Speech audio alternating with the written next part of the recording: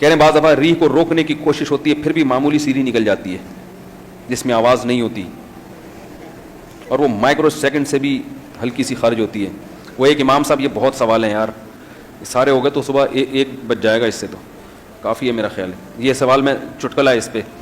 ایک دیہات میں ایک امام صاحب نے نماز پڑھائی, مسائل معلوم نہیں تھے, تو انہوں نے عصر کی نماز پڑھائی, آخر میں سجدہ سہو کیا.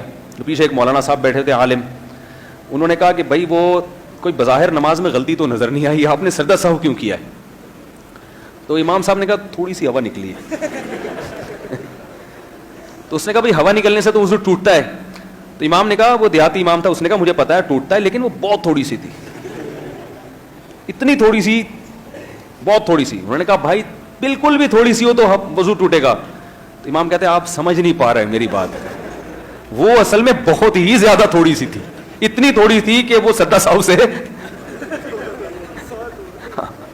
تو بھائی ہوا چاہے بہت زیادہ ہو, میں نے شروع میں بتا دیا تھا, ایک مس کال بھی اگر آئے گی, لیکن یقین ہو کہ ہوا خارج ہوئی ہے, وہم نہ ہو, تو وضو اتنا ہی ٹوٹے گا جتنی بھرپور ہوا خارج ہونے سے وضو ٹوٹتا ہے. وضو کے ٹوٹنے میں کوئی فرق نہیں ہے کہ تھوڑی سی ہوا نکلی ہے تو تھوڑا سا وضو کر لو جا کے, زیادہ نکلی ہے تو تفصیل سے وضو کرو, ایسا نہیں ہوتا. سمجھ رہے ہیں کیا بول رہا ہے بھائی؟ نکاح کو 6 سال ہو گئے اور رخصتی ابھی تک نہیں ہوئی, اور اب کچھ وجوہات پر نکاح ختم کرنا چاہتے ہیں, شریعت کے مطابق کیا مطلب ہو جائے گا؟ نکاح ختم, طلاق دے دیں گے, 1 طلاق تو نکاح ختم ہو جائے گا. جتنا مہر تھا اس میں سے آدھا دینا پڑے گا. چائنیز فیکٹری میں بھائی کسی نے بتایا کہ یہاں چائنا کی کوئی فیکٹری ہے ادھر لگی ہے, ادھر جو ملازم ہیں چائنا والے ان کو نماز نہیں پڑھنے دیتے, وہ چائنیز ملازمین کو نماز نہیں پڑھنے دیتے. تو دیکھو اس معاملے میں سستی نہ کرو, یہ ملک ہمارا ہے, جو چائنیز یہاں ملازمت کے لیے آئے ہوئے ہیں آپ ان کو جا کے بولو یہ تمہارے باپ کا ملک نہیں ہے. وہ یہاں کے اپنی چودراہٹ چلا رہے ہیں, ہمیں نماز نہیں پڑھنے دے رہے, ہمارے ملک سے ارننگ کر رہے ہیں اور ہم ان کے ملازم بن کے ان کی جو ہے نا خدمت کر رہے ہیں, اور ہمیں نماز بھی نہیں پڑھنے دے رہے. تو اس میں آپ لوگوں نے سستی کر لی تو یہ آئندہ آنے والوں کے لیے مصیبت کھڑی ہو جائے گی. تو یہ جتنا بھی پیغام لوگوں تک جا سکتا ہے اس کو پہنچائیں کہ جو بھی یہاں چائنیز کے ساتھ ملازمت کر رہے ہیں, کوئی چائنی باس ہے اس کو بولیں, پہلے تو محبت سے بتائیں کہ بھائی ہمارے مذہب میں نماز چھوڑنے کی کسی قیمت پہ گنجائش نہیں ہے. پہلے تو محبت سے, 1 دفعہ محبت, 2 دفعہ محبت, کوشش کریں افسران بالا تک بات پہنچائیں. اگر پھر بھی نہیں ہوتا تو اس چائنیز کو بولیں یہ تمہارے باپ کا ملک نہیں ہے. اور جب چند لوگ مل کے جمع ہوں گے نا اور طبیعت سے اس کی لگے گی چترول, تو انشاءاللہ اس کا باپ بھی نماز پڑھنے دے گا آپ کو. اس میں نمازیوں کو سستی کرنے کی اجازت نہیں ہے. لوگ کیا کر رہے ہیں, فون آتے ہیں, آج بھی صبح کوئی پوچھ رہا تھا اصل میں وہ نماز پڑھنے ہی نہیں دے رہا تو وہ جاب جانے کا خطرہ ہے تو پھر ہم مجبوراً. کیوں بھائی, یہ ہمارا ملک ہے, یہ ان کے باپ کا ملک تھوڑی ہے. ہم جب ان کے ملکوں میں جاتے ہیں کیسے ٹھٹرے ہوئے رہتے ہیں کہ کوئی چیز خلاف قانون نہ ہو جائے اور کہیں کچھ نہ ہو جائے. تو اپنی جو ہے نا اپنی عزت انسان کو کروانی پڑتی ہے, ان کو یہ باور کروانا پڑتا ہے کہ تم یہاں آئے ہو, تم ہو اصل ملازم, سمجھ رہے ہو, اب تم ہمارے قوانین کے حساب سے چلو گے تو نماز تمہارا باپ بھی ہمیں پڑھنے دے گا.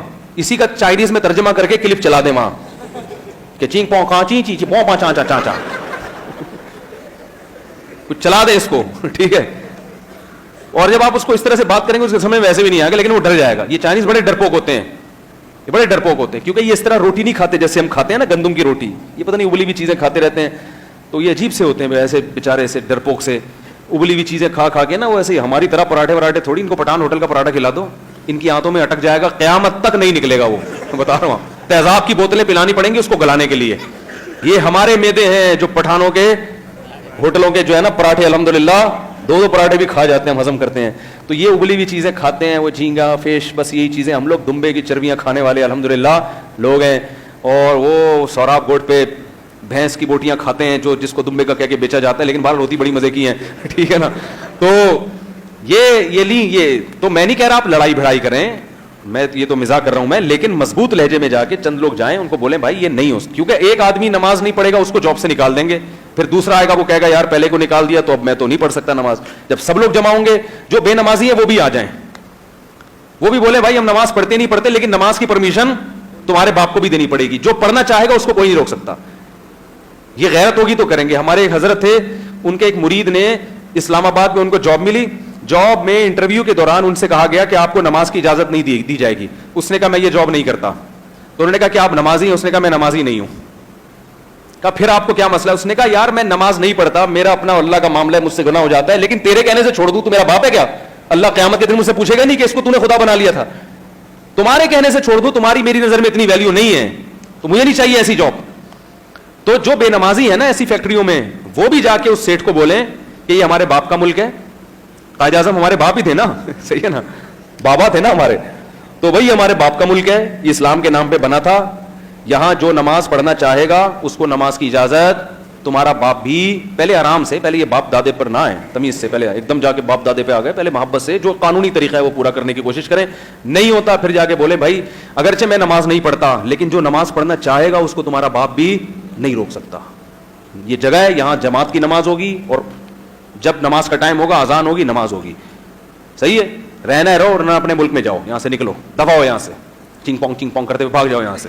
وہ ایک چٹکلا سنا دوں, وہ ایک چائنیز بیمار ہوا تو ایک دیہاتی گیا پاکستانی اس کی عیادت کے لیے.